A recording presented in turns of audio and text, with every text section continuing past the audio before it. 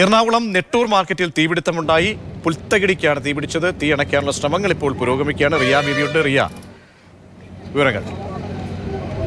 പ്രജീഷ്, ഇപ്പോഴും തീ അണയ്ക്കാനുള്ള ശ്രമങ്ങൾ പുരോഗമിച്ചുകൊണ്ടിരിക്കുകയാണ്. തീ അല്പം നിയന്ത്രണ വിധേയമാക്കാൻ ഫയർഫോഴ്സിന് കഴിഞ്ഞിട്ടുണ്ട്.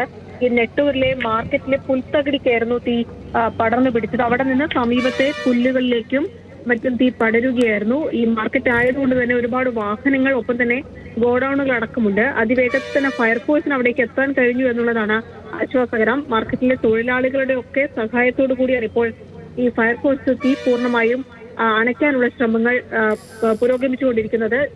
ആദ്യ ഭാഗത്തു നിന്ന് മാർക്കറ്റിന്റെ ചുറ്റുപാടുമുള്ള പുല്ലുകളിലേക്ക് തീ പടർന്നു പിടിച്ചതാണ് ആദ്യഘട്ടത്തിൽ വലിയ ആശങ്കക്കിടയാക്കിയത്. കാരണം അങ്ങനെ തീ പടർന്നപ്പോൾ ഈ പുറകുവശത്തൊക്കെ ഒരുപാട് പുല്ലുകളുള്ള പുൽത്തകിടികളൊക്കെയുള്ള മേഖലകളാണ്. ചൂടായതുകൊണ്ട് തന്നെ ചെടികളൊക്കെ കരിഞ്ഞു നിൽക്കുന്ന സാഹചര്യമുണ്ട്. അങ്ങനെ തീ പടർന്നു പിടിച്ചത് വലിയ ആശങ്ക ആദ്യഘട്ടത്തിൽ ഉണ്ടാക്കി. വാഹനങ്ങളൊക്കെ ആളുകൾ അവിടെ നിന്ന് മാറ്റാനുള്ള ശ്രമമൊക്കെ നടത്തി. വാഹനമൊക്കെ ഒരുപാട് പാർക്ക് ചെയ്തിട്ടിരിക്കുന്ന സ്ഥലമായതുകൊണ്ട് തന്നെ വലിയ ആശങ്കകൾ ഉണ്ടായിരുന്നു.